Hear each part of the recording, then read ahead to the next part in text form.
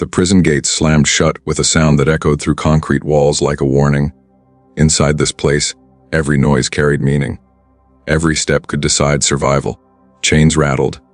Boots scraped the floor. A new inmate was being escorted down the corridor. His name was Steven Seagal. He didn't look nervous. He didn't look angry. He didn't even look curious. That alone made him stand out. Most men entered prison with fear written on their faces. Some tried to act tough. Others avoided eye contact, already planning how to disappear into the crowd. But Steven walked differently. His back was straight. His breathing was steady. His eyes stayed forward, too calm. In a place like this, calm was dangerous.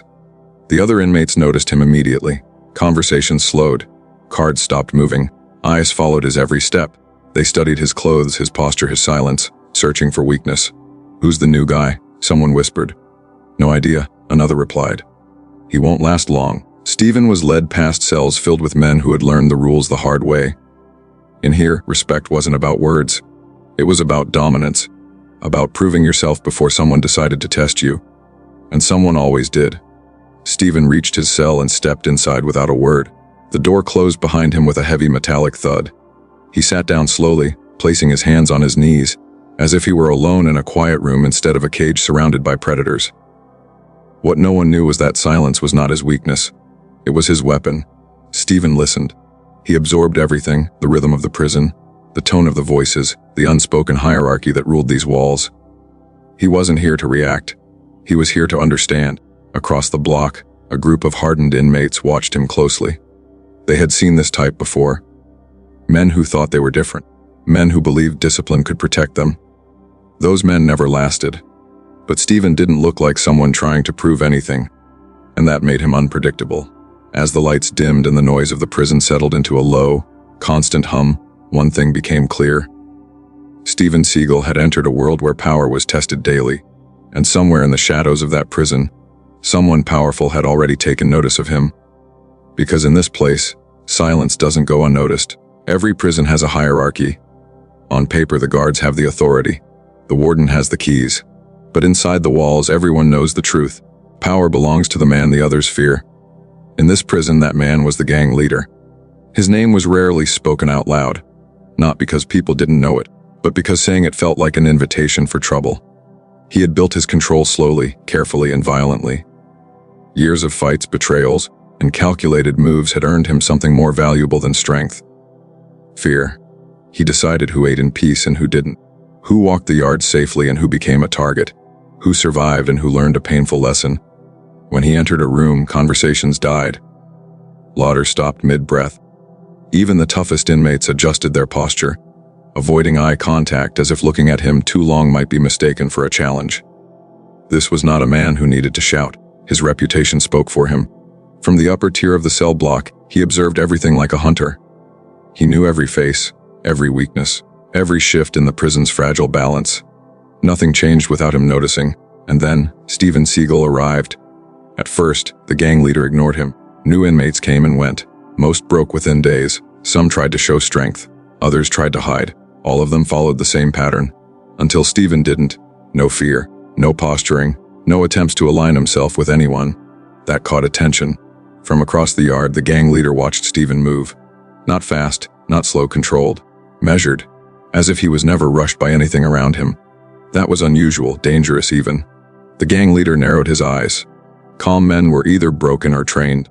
And trained men didn't belong in prisons without a reason. Here's a question for you. If you were trapped in a prison ruled by fear, would you bow your head to survive, or stand your ground and risk everything? The gang leader made his decision. He wouldn't attack yet, not physically, not publicly. First, he needed to test the silence, to see what was hiding behind it. He began asking questions. Quiet ones. Who was Steven? Why was he so calm? Why didn't he look away? The answers were unclear, and unclear answers made the gang leader uncomfortable. That was rare. As the day went on, Steven felt it, the weight of eyes following him. Not curious eyes, calculating ones. He didn't react. He didn't change his pace. But he knew. In prisons like this, attention was never accidental. And when the gang leader finally stood up from his seat, adjusting his jacket and stepping into the open, everyone understood what was coming next. Because when the king moves, the threat is never far behind. The prison yard was louder than usual that afternoon. Metal weights clanged against rusted bars. Men argued over cards, cigarettes, favors. Laughter echoed, forced sharp, never relaxed. In a place like this, noise was a shield. Silence made you visible. Steven Seagal walked across the yard alone. He wasn't trying to stand out. He never did. But something about him drew attention anyway. His pace was steady.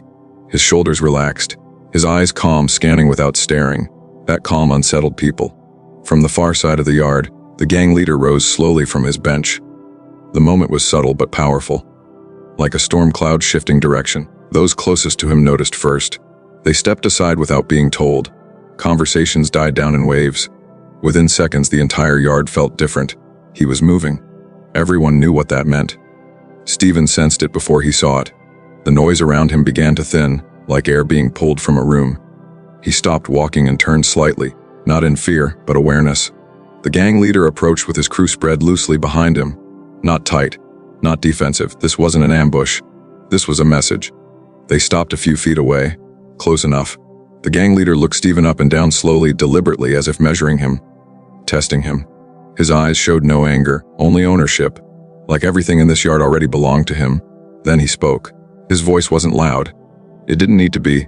"You're new," he said. Steven didn't answer right away. Not out of disrespect, but because he understood something important. In this moment, every word mattered. "Yes," Steven replied calmly. That single word was enough to draw attention from every corner of the yard. The gang leader smirked. "You don't talk much." Steven met his eyes. Not aggressively, not submissively. "I talk when there's something worth saying." A few inmates exchanged looks. Some laughed nervously. Others stiffened. The gang leader took a step closer. "That can be a problem here," he said. "In this place, there are rules." Steven nodded slightly. Every place has rules. The air tightened. The gang leader leaned in just enough for Steven to smell the sweat and smoke on his breath. "Then let me make them clear," he said. "You follow my rules, or you don't last." Silence. Not the quiet kind. The heavy kind. The kind that presses against your chest. Every eye in the yard was locked on them now. This wasn't just a threat. It was public. Intentional. A display of dominance. Most men would respond in one of three ways.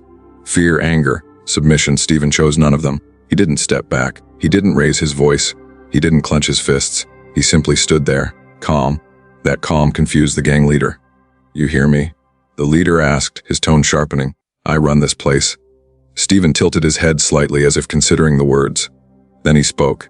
"I hear you. Nothing more, no challenge, no apology, no explanation. Just two words." A murmur rippled through the crowd. The gang leader's smile faded, not into rage, but into something far more dangerous. Interest. "You'll learn," the leader said finally, straightening up. "Everyone does." He turned and walked away, his crew following without question. The yard slowly came back to life. Noise returned. Movement resumed. But something had changed.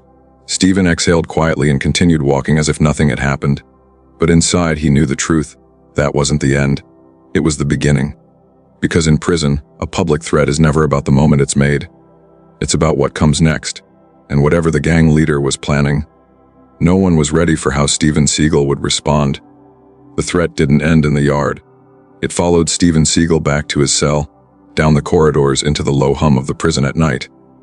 In places like this, words didn't disappear once they were spoken. They lingered, they waited. From behind bars and steel doors, inmates whispered, "That new guy's dead. He should have bowed." No one ignores the king and walks away. Steven heard it all. He said nothing. Back in his cell, Steven sat on the edge of his bed, hands resting calmly on his knees. The thin mattress creaked beneath him, but his breathing remained slow and controlled. He wasn't replaying the threat in his head like most men would. He was analyzing it. Fear makes people react. Anger makes them careless. Steven refused both. Across the block, the gang leader's men watched him closely. They expected tension, nervous pacing, a breakdown, something, anything that confirmed he was human. But Steven moved with the same quiet rhythm as before. He ate without rushing. He walked without scanning the floor. He slept without turning restlessly. That confused them. Men who were afraid always showed it eventually. Steven didn't. What no one realized was that Steven had already accepted something most people never do. You can't control a violent environment. You can only control yourself inside it. Days passed. Small tests followed. A shoulder bumped him in the hallway. Someone took his seat in the mess hall. Another man stared a second too long. waiting for a reaction. Steven offered none. Not weakness, control. The gang leader watched from a distance, growing impatient. His power depended on reaction, on fear spreading like fire. But Steven wasn't burning. He was steady, and steady men were dangerous. Steven wasn't avoiding conflict. He was choosing the battlefield. He understood something the others didn't. In prison, violence is expected. That makes it predictable. Steven spent his time observing patterns. Who moved with confidence, who followed orders, who acted tough and who truly was.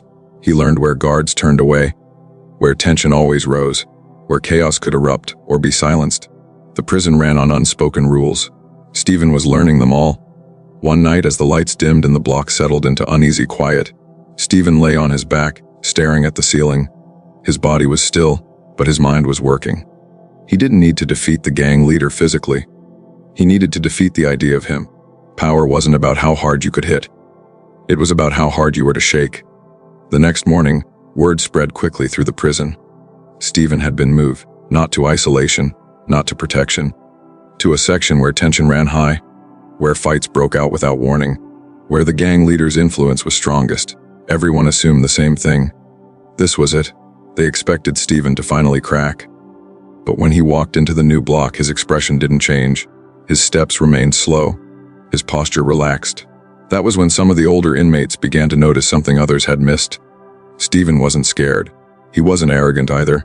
He was prepared. One inmate whispered to another, "That man's waiting for something." And he was right.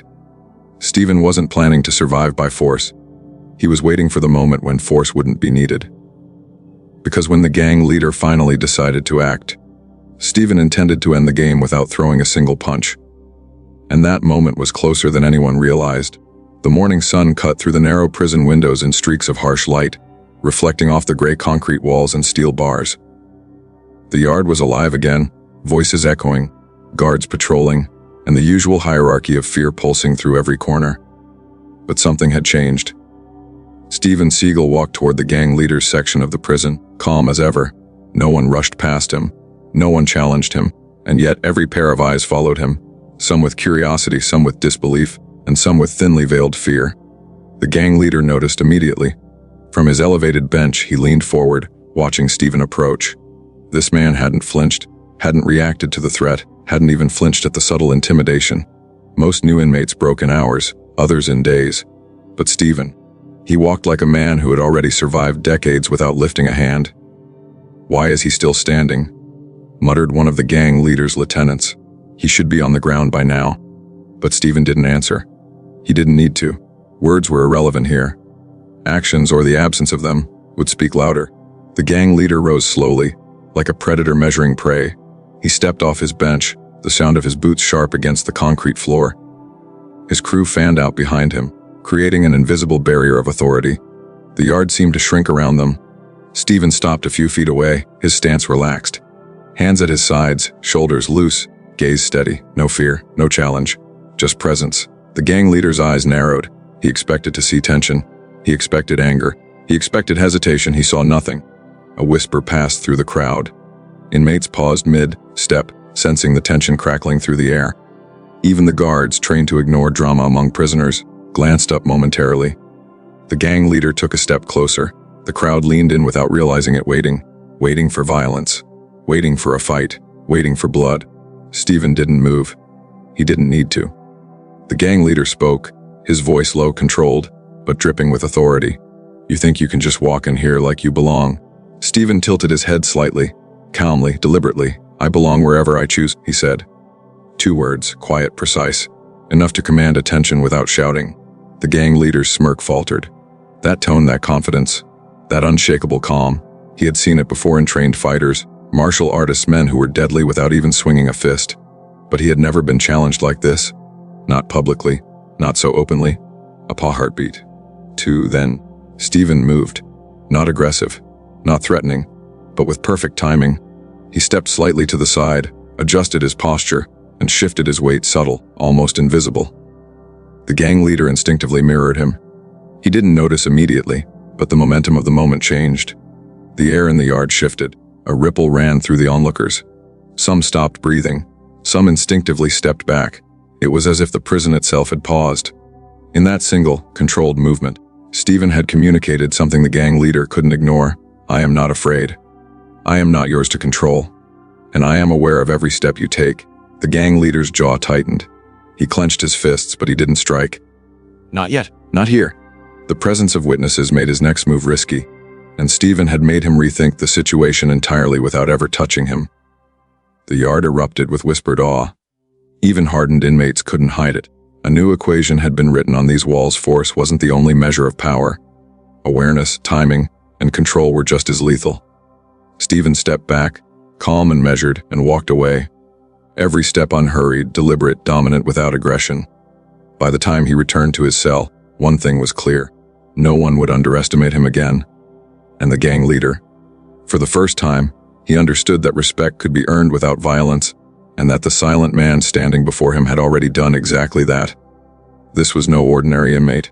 This was a man who could rewrite the rules of the prison with a single, precise, calculated move. And the others, they would soon learn that in a world of fear, sometimes control is the deadliest weapon of all. The yard felt different the next day. Not because anything had changed physically, steel bars, concrete walls, the harsh fluorescent lights, but because something intangible had shifted. Fear had a new shape now, respect had a new face, and it belonged to a man who hadn't thrown a single punch. Steven Seagal walked the corridors like he owned nothing but claimed everything. The gang leader watched him from his elevated position, his posture rigid, jaw tight. He had expected resistance, a fight, a challenge. But he hadn't expected this calm, controlled dominance. The crew of the gang leader exchanged nervous glances. Some had never seen him hesitate. But hesitation now existed. It wasn't fear exactly. It was awareness. Awareness that Steven had changed the rules of engagement without lifting a hand. Every inmate who had once whispered, laughed, or mocked the new arrival now stopped.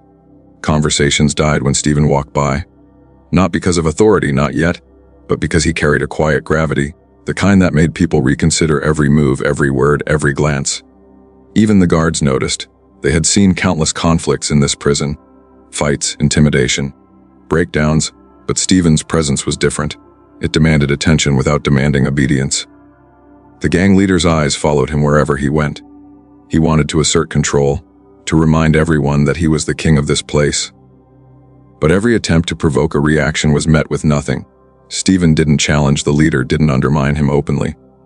He simply existed, moving with purpose, watching, learning, aware. That was enough. A subtle tension filled the air, thick and silent. The other inmates felt it too. The balance had shifted. The gang leader still held influence, still had muscle, but now he had to calculate every move. One wrong step could undo months, maybe years of fear-based control. That night, as the prison lights dimmed and shadows stretched across the walls, Steven lay on his bunk, thinking. He wasn't triumphant. He wasn't cocky. He was analyzing, calculating. Every action, every reaction, every word spoken or unspoken. Power, he understood, didn't always come from physical dominance. Real power was patience, awareness, and timing. It was knowing when to act and when to wait. And in this prison, where violence ruled the streets and fear ruled the hearts of men, that understanding made him untouchable. The next morning, the gang leader tried again to assert himself. He moved closer to Steven in the yard, attempting intimidation, subtle gestures, silent dominance. But the difference was clear. This time the intimidation didn't work. Not fully. Not the way it used to. Steven's calm was stronger than fear, his presence unshakable. The prisoners noticed. The whispers spread. That man, he isn't afraid, one said. The king, he's worried now. Another whispered. It wasn't open rebellion yet, not defiance. But it was the beginning of a new reality. One where respect was no longer bought by violence or fear alone. One where a silent man could reshape the rules. By the end of the day, the gang leader retreated slightly. Not defeated, but aware. He realized the prison no longer functioned the way it used to. The hierarchy had subtly changed. A power shift had occurred, and it had happened without a single fight. And somewhere in the shadows, Steven Seagal knew this was only the beginning. The real test was yet to come. Because in a place like this, authority could always strike back. And next time the stakes would be higher, the tension sharper, and the eyes of every inmate on him more intensely than ever before. Steven didn't flinch. He didn't need to. He was ready. And the gang leader, powerful, feared, untouchable, would soon learn that sometimes true power lies in restraint, observation, and absolute control. The prison had changed, not in its walls, not in its cells, not in the clanging of doors or the harsh hum of fluorescent lights. The change was invisible, but it was there. It had a weight, a presence, a force that everyone could feel. Steven Seagal had arrived as just another inmate, quiet, calm, almost unremarkable, but over days, he had rewritten the rules without raising a fist, without shouting, without a single act of conventional violence. The gang leader, once untouchable, had begun to respect, and perhaps even fear, the quiet man who refused to react like everyone else. His power still existed, but it no longer dominated the yard. It no longer controlled the narrative. That was Steven's victory, not through brute strength, not through intimidation, but through control, awareness, and patience. That evening, as the last of the prisoners returned to their cells, Steven walked the yard slowly. The sunset cast long shadows across the concrete, turning the space into something almost cinematic. Every step he took carried a presence that could not be ignored. Every eye followed him. Some whispered, some watched silently, some reflected on their own lives, their own fear, and their own choices. And then, in the stillness, Steven stopped. He turned slightly to the gang leader, who was observing from his usual elevated bench. For a long moment, they looked at each other. Not as enemies, not as rivals, but as two men measuring the essence of power itself. "You've learned," Steven said quietly, his voice carrying clearly without shouting. "Power isn't just about force. Fear can only take you so far. Control, patience, awareness, those last longer." The gang leader didn't respond immediately. He studied him instead, realizing that the lesson was true, and that the silence he had once used to command fear now served a higher purpose. Respect. The prisoners felt it too. The air in the yard seemed to shift, as if the invisible balance of authority had finally settled. Fear still existed. It never completely disappears in places like this, but it was tempered now by a new understanding. Steven didn't need to prove anything. He had already done it. Every act, every calculated step, every measured reaction had demonstrated it. He had changed the way people thought about strength, about survival, about influence. And then he spoke again, this time not to the gang leader, but to the entire block. "In this place," he said, "real power isn't the one who throws the hardest punch. It's the one who controls himself when chaos surrounds him. It's the one who understands the rules and chooses the right moment to act. It's the one who refuses to be shaken by fear, even when the world expects it." A hush fell over the yard. The words sank in. Men shifted in their seats, realizing that for once, strength wasn't measured by aggression, but by awareness and calm. And here's the question for you. What do you believe real power is? Is it the ability to strike back, to dominate, to control others? Or is it self-control, patience, understanding, and the ability to remain unshaken, even when everything is against you? Write your answer in the comments. Think about it carefully, because this is the lesson the prison had learned too. As night fell, the lights flickered across the walls, and the shadows stretched long and deep. Steven walked back to his cell, the day's events already settling into the unspoken memory of everyone who had witnessed it. No fists had been thrown, no blood had been spilled. Yet the power of one man had rewritten the rules of an entire prison block. The gang leader had learned his lesson, and so had everyone else. Some things don't require violence to be unforgettable. Some battles are won before a fight even begins, through silence, observation, and restraint. Steven Seagal hadn't just survived in prison. He had dominated, without fighting, without fear, without losing himself. And that is the true meaning of power.